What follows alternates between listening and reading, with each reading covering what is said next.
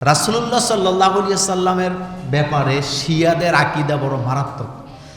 শিয়ারা তাদের আকীদা হলো যে হযরতে জিবরাইল আমিন ওহী নিয়ে আলী রাদিয়াল্লাহু তাআলা আনহুর কাছে আসছিলেন, কিন্তু ভুল করে রাসূলুল্লাহকে ওহীটা দিয়ে দিছে। নাউজুবিল্লাহ পড়েন। এই ধরনের আকীদা হলো শিয়াদের আকীদা। বলেন কাদের আকীদা? শিয়াদের আকীদা। অথচ রাসূলুল্লাহ সাল্লাল্লাহু আলাইহি সাল্লাম তিনি যে নবী, তিনি যে শেষ নবী, এটা আলমে আরোহা নয়। শুধু হযরতে আদম আলাইহিস সালাম যখন মাটি এবং কাদায় ছিল সেই অবস্থাতেই রাসূলুল্লাহকে নবী বলে ঘোষণা দেওয়া হয়েছে। পৃথিবীতে আপনি যদি কারোর সাথে বেয়াদবি করেন, এটা বেয়াদবির পর্যায়ে থাকবে। আপনি ক্ষমা চাইলে মাপ পাবেন। যেমন আপনি বাপের সাথে বেয়াদবি করলেন, ক্ষমা চাইলে আপনি মাপ পাবেন। আপনি মায়ের সাথে বেয়াদবি করছেন, মাপ চাইলে মাপ পাবেন। আপনি ওস্তাদের সাথে, মুরব্বির সাথে বেয়াদবি করছেন, ক্ষমা চাইলে ক্ষমা পাবেন। এটার একটা সময় থাকে, মৃত্যু পর্যন্ত আমি ক্ষমা চাইতে পারবেন। যেমন কথার কথা, আপনি আপনার চাচার সাথে বেয়াদবি করছেন, আপনি ওস্তাদের সাথে বেয়াদবি করছেন, তারা যতক্ষণ জীবিত আছে আপনি ইচ্ছা করলে তাদের পাশে যেয়ে ক্ষমা চাইতে পারবেন। এটা আজকেও চাইতে পারবেন, 10 বছর পরেও চাইতে পারবেন। কিন্তু একটা জায়গায় বেয়াদবি আল্লাহ পছন্দ করে না, সেটাও রাসূলুল্লাহর সাথে কোনো বেয়াদবি করা যায় না। দুনিয়াতে কারোর সাথে যদি আপনি বেয়াদবি করেন,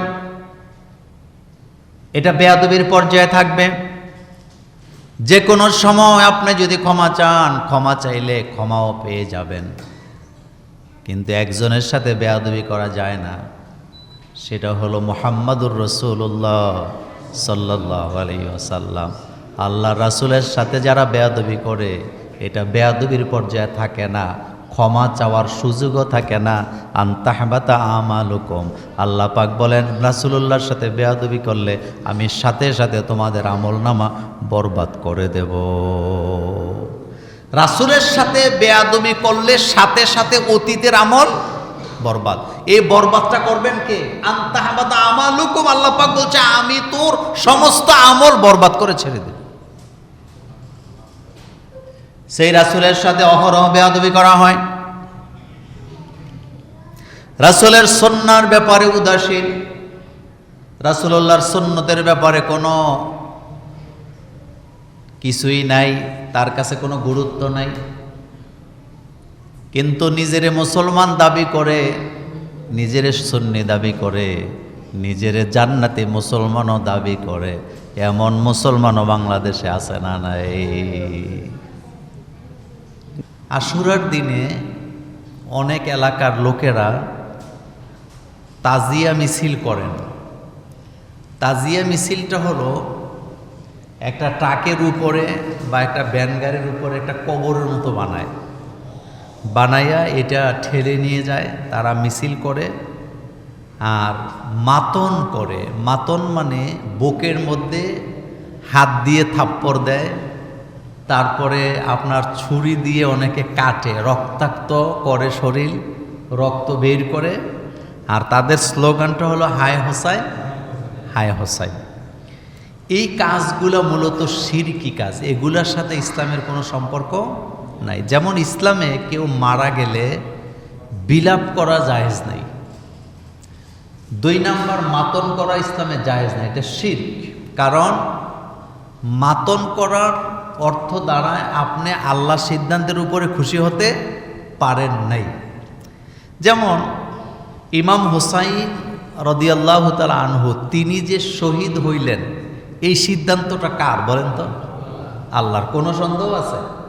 তা আল্লাহ চায় ইমাম হুসাইন শহীদ হোক, আর আপনি এখন 1400 বছর পরে আইসা নিজের শরীর থেকে রক্ত জড়াইতেছেন, আপনি মাতন করতেছেন, আপনি চিল্লা বিল্লা করতেছেন, তার মানে আল্লাহর সিদ্ধান্তের উপরে আপনি কি নারাজ। দ্বিতীয় কথা হলো, যারা শহীদ হন তারা কি জীবিত না মৃত? তারা জীবিত, এটা কোরআনের কথা। আল্লাহ রাব্বুল আলামিন বলছেন ওয়ালা তাকুলু লিমান ইউকতালু ফি সাবিলিল্লাহি আমওয়াত বাল আহইয়াউ ওয়ালাকিন লা তাশউরুন। আল্লাহ রাব্বুল আলামিন বলছেন, যারা আমার পথে নিহত হয়, ওয়ালা তাকুলু লিমান ইউকতালু ফি সাবিলিল্লাহি আমওয়াত, যারা আল্লাহর পথে মারা গেছে খবরদার তোমরা তাদেরকে মৃত বলো না, বাল আহিয়া, ও বরং তারা জীবিত, ওয়ালাকিন লা তাশউরুন, কিন্তু তোমরা সেটা টের পাও না। সুবহানাল্লাহ। কথাটা কার? আল্লাহ পাকের। আল্লাহ পাক বলছেন, যারা আমার পথে মারা যায় তোমরা তাদেরকে মৃত বলো না। তোমাদের দৃষ্টিতে তোমরা দেখতেছো তারা মৃত, কিন্তু না, ওয়ালাকিন লা তাশউরুন, বাল আহিয়া, ও তারা জীবিত, কিন্তু তোমরা সেটা কি পাও না? টের পাও না।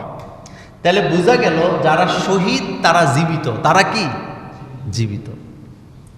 পৃথিবীতে সাধারণ মানুষ যখন মারা যায়, মরার সাথে সাথে সে জান্নাত পাবে না, জান্নাতে যেতে পারবে না। কিন্তু যারা দ্বীনের পথে শহীদ হয়, রাসূলুল্লাহ বলেছেন তারা মরতে দেরি, জান্নাতে যেতে দেরি নাই। যারা শহীদ হয় তারা আল্লাহ পাকের জান্নাতে উড়ে বেড়ায়, সুবহানাল্লাহ, এবং জান্নাতের খাদ্য তারা গ্রহণ করে, তারা জীবিত, সুবহানাল্লাহ। তো ইমাম হুসাইন তিনি শহীদ হয়েছেন, আল্লাহর কোরআনের ভাষায় তিনি হলেন কি? জীবিত, তিনি শহীদ। আর আপনি সেই শহীদকে মেনে নিতে পারছেন না, এটা হচ্ছে আল্লাহ পাকের সিদ্ধান্তের বিরুদ্ধে মাতন করাটা হচ্ছে শিরক, আল্লাহর সিদ্ধান্তের বিরোধিতা করাটা কি? শিরক। দ্বিতীয় কথা হলো, খুব ঠান্ডা মাথায় কথাটার জবাব দিবেন, সেটি হচ্ছে রাসূলুল্লাহ সাল্লাল্লাহু আলাইহি ওয়াসাল্লামের মেয়ে ছিল কয়জন? 4 জন। বলেন কয়জন? 4 জন। কিন্তু আমাদের দেশে একজনরে নিয়ে লাফালাফি, অথচ রাসূল সাল্লাল্লাহু আলাইহি ওয়াসাল্লামের মেয়েরা সবাই জান্নাতি। বুখারীর হাদিসে রাসূল সাল্লাল্লাহু আলাইহি ওয়াসাল্লাম বলেছেন, যারা আমার পরিবারকে নিয়ে কটু কথা বলে, অথবা আমার পরিবারকে যারা সম্মান করে কথা বলে না, অথবা আমার পরিবারের আহলে বায়াতের কাউকে কে অসম্মান করে, আমি হাসরের মাঠে তাদের বিরুদ্ধে আল্লাহর আদালতে মামলা দায়ের করব। এক শ্রেণীর লোকেরা শুধু হযরতে ফাতেমা রাদিয়াল্লাহু তাআলা আনহার নাম জানে, এবং তারা মনে করে নবীর মেয়ে বলতেই কাকে বোঝায়?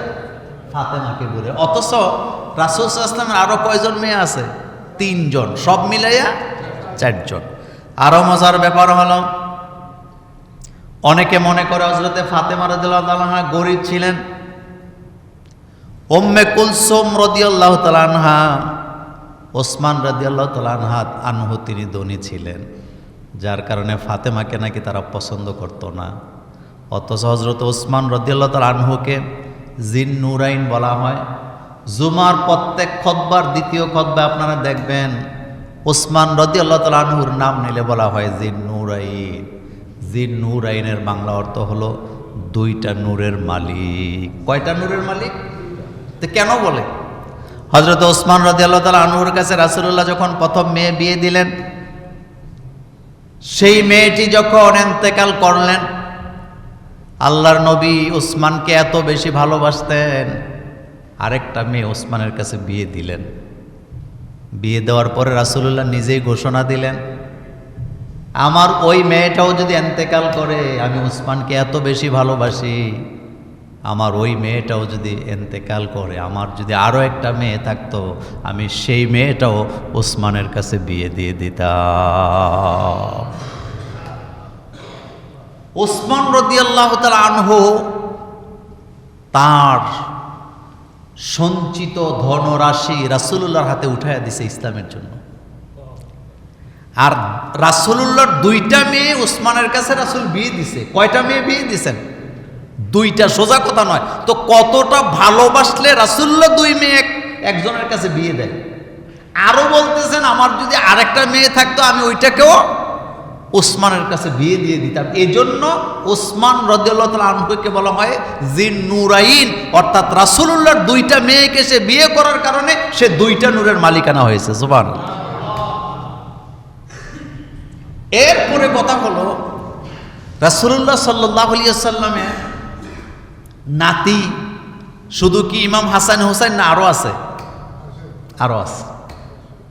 কিন্তু যারা শিয়া তারা দেখবেন হযরতে আলী রাদিয়াল্লাহু আনহুর ব্যাপারে সিরিয়াস, হাসান হুসাইনের ব্যাপারে সিরিয়াস, ফাতেমা রাদিয়াল্লাহু আনহার ব্যাপারে কি সিরিয়াস, আর বাকিদের কোনো খোঁজখবর তাদের কাছে নাই। অথচ আমরা উম্মত হিসাবে আমাদের দাবি হলো রাসূলুল্লাহ সাল্লাল্লাহু আলাইহি ওয়াসাল্লামের প্রত্যেকটা মেয়ে, প্রত্যেকটা নাতি আমাদের কাছে মর্যাদাশীল, তারা জান্নাতি আহলে বাইতের লোক, তাদের সাথে বেয়াদবি করা যায় না, তাদের সাথে বেয়াদবি করা যায় না। এই জন্য কথা বলছিলাম, ইমাম হুসাইন রাদিয়াল্লাহু তাআলা আনহু যে শহীদ হলেন, হযরত ইমাম হুসাইন রাদিয়াল্লাহু তাআলা আনহুকে, হাসানকে রাসূলুল্লাহ সাল্লাল্লাহু আলাইহি ওয়াসাল্লাম অনেক ভালোবাসতেন। কিন্তু রাসূলুল্লাহর একজন নাতনি ছিল, সে তাকেও রাসূল ভালোবাসতেন। নবীজি তো ভালোবাসার সাগর, তিনি তো সবাইকে ভালোবাসেন। হযরতে ফাতেমা রাদিয়াল্লাহু তাআলা আনহার ব্যাপারে রাসূলুল্লাহ বলেছেন, ফাতেমা হলো আমি মুহাম্মদ সাল্লাল্লাহু আলাইহি ওয়াসাল্লামের একটা শরীরের অংশ, যারা ফাতেমাকে কষ্ট দেয় তারা যেন আমি রাসূলুল্লাহকে কষ্ট দেয়। স্বামী স্ত্রীর মধ্যে ঝামেলা হয় না এরকম নাই, হবে। হযরতে আলী রাদিয়াল্লাহু তাআলা আনহু এবং ফাতেমা রাদিয়াল্লাহু তাআলা আনহার মধ্যেও কি ঝামেলা হইতো, মনোমালিন্য হইতো। এমনকি বিশ্ব নবী মুহাম্মদ সাল্লাল্লাহু আলাইহি ওয়াসাল্লামের সাথেও তার স্ত্রীদের মনোমালিন্য হইতো। কিন্তু এই কথাগুলো বলা আমরা বলতে চাই না। কেন চাই না? ডরে কয় না, মানুষে কি মনে করবে। হযরতে আয়েশা রাদিয়াল্লাহু তাআলা আনহা রাসূলুল্লাহ সাল্লাল্লাহু আলাইহি ওয়াসাল্লামের সামনে পেয়ালা আছাড় মেরে ভেঙে ফেলছে। এক আছাড়ে পেয়ালা গুঁড়া গুঁড়া হয়ে গেছে। রাসূল সাল্লাল্লাহু আলাইহি ওয়াসাল্লাম মুস্কি হাসি দিলেন আর পেয়ালার টুকরাগুলা উঠাচ্ছেন, কিন্তু স্ত্রীরে কিছু বলে নেই। মনোমালিন্য হয়েছে। একই স্বামীর ঘরে একাধিক স্ত্রী থাকলে তাদের সম্পর্ককে বলা হয় সতীন। কি বলা হয়? আর সতীনের সম্পর্কটা সবসময় সুখের হয় না। আম্মাজান আয়েশা রাদিয়াল্লাহু তাআলা আনহা এবং আম্মাজান সাফিয়া রাদিয়াল্লাহু তাআলা আনহার মধ্যে মনোমালিন্য হইত, কিন্তু তাদের মনোমালিন্যটা বেশিক্ষণ স্থায়ী হতো না। এটা মিঠাই দিতেন মুহাম্মাদুর রাসূলুল্লাহ সাল্লাল্লাহু আলাইহি ওয়াসাল্লাম। কিন্তু আমরা মিঠাই না, আমরা এটাকে জিয়ায় রাখি। পরিবারে কোনো ঝগড়া হলে এটা দীর্ঘস্থায়ী করা রাসূল সাল্লাল্লাহু আলাইহি ওয়াসাল্লাম এটা পছন্দ করতেন। এই জন্য স্বামী স্ত্রীর মধ্যে যদি কোনো কারণে ঝগড়া হয়, মনোমালিন্য হয়, এটাকে চার দেয়ালের বাইরে বাইর করা উচিত না। কিন্তু আমরা এটা করি। স্বামী স্ত্রী ঝগড়া লাগছে, এমন জোরে গালাগালি, বকাবকি, মারামারি কইরা ঘর থেকে বাইরে হয়ে যায়। পাড়া প্রতিবেশী এটা কি জানে, কিন্তু এটা উচিত না। কেন উচিত নয়? কারণ এগুলি যারা করে আপনি দেখবেন আপনার আত্মীয় স্বজন একটা পর্যায়ে আর আপনাকে কি করবে না, সম্মান দিবে না। এবং আপনি যখন কোনো ঝামেলার ব্যাপারে তাদের সাথে শেয়ার করবেন, তারা আপনাকে পাত্তা দিবে না। তারা বলবে তোমরা তো সবসময় এগুলো কি করো। তো যাই হোক, রাসূলুল্লাহ সাল্লাল্লাহু আলাইহি ওয়াসাল্লামের পরিবারের মর্যাদা আল্লাহর কাছে অনেক বেশি। তারা সবাই জান্নাতি। সুবহানাল্লাহ কোন, তারা সবাই কি জান্নাতি। রাসূলুল্লাহ সাল্লাল্লাহু আলাইহি ওয়াসাল্লাম একদিন হযরতে ফাতেমা রাদিয়াল্লাহু তাআলা আনহার বাড়িতে গেলেন। যায় দেখলেন ফাতেমা রাদিয়াল্লাহু আনহার মন খারাপ, আলী রাদিয়াল্লাহু তাআলা আনহু ঘরে নাই। রাসূল সাল্লাল্লাহু আলাইহি ওয়াসাল্লাম হযরত আলীকে খুঁজে বের করলেন, জানতে চাইলেন তোমাদের মধ্যে কি হয়েছে। হযরতে আলী রাদিয়াল্লাহু তাআলা আনহু ঘটনা খুলে বললেন। রাসূলুল্লাহ সাল্লাল্লাহু আলাইহি ওয়াসাল্লাম জামাতা হিসাবে আলীকে কিছুই বলেন নাই, এতটুকু বলছেন যে ফাতেমা হচ্ছে আমার শরীরের একটা অংশ, যারা আমার ফাতেমাকে কষ্ট দিল সেই জন্য আমি মুহাম্মদ সাল্লাল্লাহু আলাইহি ওয়াসাল্লামকে কষ্ট দিল। চিন্তা করেন তো। আবার রাসূলুল্লাহ সাল্লাল্লাহু আলাইহি ওয়াসাল্লামের সাথে তার জামাতাদের সম্পর্কটা কেমন ছিল একটু খেয়াল করেন। একদিন হযরতে আলী রাদিয়াল্লাহু তাআলা আনহু, ওসমান, আবু বকর এবং রাসূলুল্লাহ সাল্লাল্লাহু আলাইহি ওয়াসাল্লাম একসাথে খেজুর খাচ্ছেন। তো আমরা যখন খেজুর খাই তখন স্বাভাবিক পর্যায়ে বিচিগুলো আমরা ফেলে দেই। তো সবাই খাচ্ছেন, কিন্তু বিচিগুলা সবাই হযরতে আলী রাদিয়াল্লাহু তাআলা আনহুর সামনে রাখতেছে, যার কারণে অন্যদের সামনে কোনো বিচি নেই, কিন্তু খেজুর কিন্তু সবাই খাইছে। রাসূল সাল্লাল্লাহু আলাইহি ওয়াসাল্লাম মুস্কি হাসি দিয়ে বললেন, তোমরা তাকায়া দেখো আমার জামাতা আলী কত খানা খাইছে, বিচি দেখলেই টের পাবা যে কি পরিমাণ খাইছে। আপনার শ্বশুর যদি আপনার এই কথা বলে যে জামাই কি পরিমাণ খাইছে, আপনি থাকবেন না, রাগ করে চলে আসবেন, কইবেন আমার শ্বশুর আমারে খানার কোটা দেয়। কিন্তু হযরতে আলী রাদিয়াল্লাহু তাআলা আনহু এই কথা শোনার পরে মুস্কি হাসি দিলেন। মুস্কি হাসি দিয়া তিনি বলতেছেন, ও সাহাবারা দেখো, আমি রাসূলুল্লাহর জামাতা, আমি তো খেজুর খাইছি অনেক, সেটা ঠিক, তবে আমি শুধু খেজুরের গোস্ত খাইছি, কিন্তু বিচি খাই নাই। বিচিগুলো আমি রেখে দিছি, কিন্তু আমার শ্বশুরের দিকে তাকায়া দেখো, আমার শ্বশুরের সামনে কোনো বিচি নাই, তার মানে বিচি শুদ্ধা খাইছে।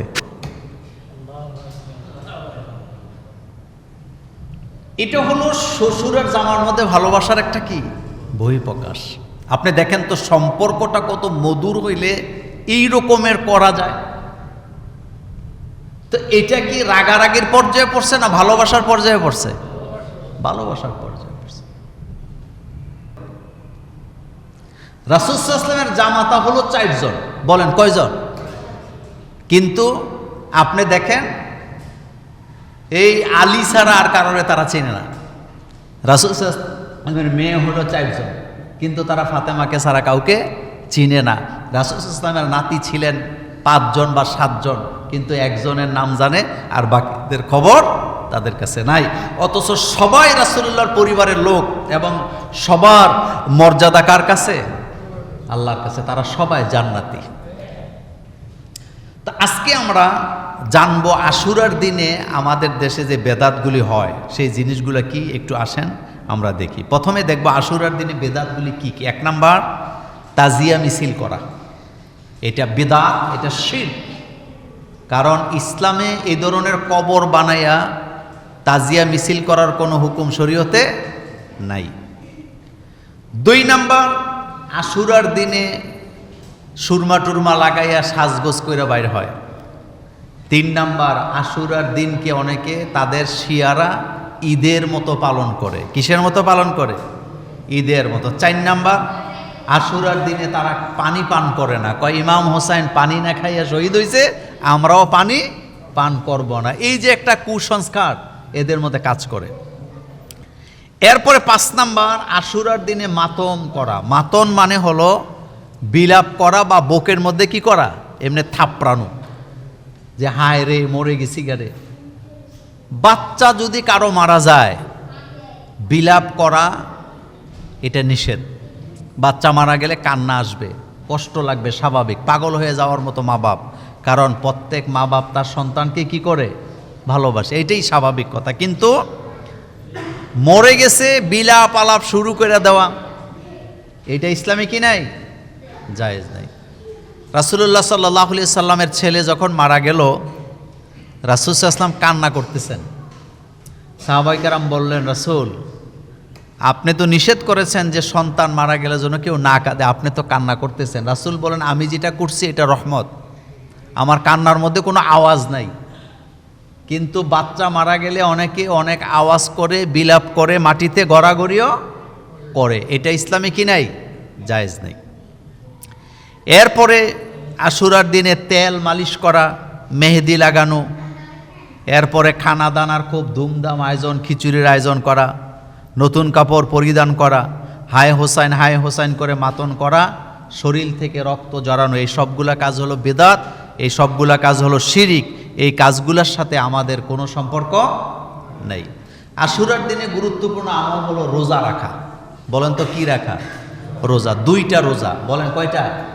2টা রোজা রাখা। 9 তারিখ, 10 তারিখ, অথবা 10 তারিখ, 11 তারিখে। রাসূলুল্লাহ সাল্লাল্লাহু আলাইহি সাল্লাম বলেছেন, রমজানের রোজার পরে আশুরার রোজার মর্যাদা আল্লাহর কাছে এত বেশি, আমি আল্লাহর কাছে আশা করি যারা আশুরার রোজা রাখেন তাদের আগের এবং পরের 1 বছরের গুনাহ আল্লাহ পাক মাফ করে দিবে। সোজা কথা না, এটা গুরুত্বপূর্ণ একটি রোজা। তো যারা রাখছেন আজকে এবং আগামী দিন রাখবেন ইনশা আল্লাহ।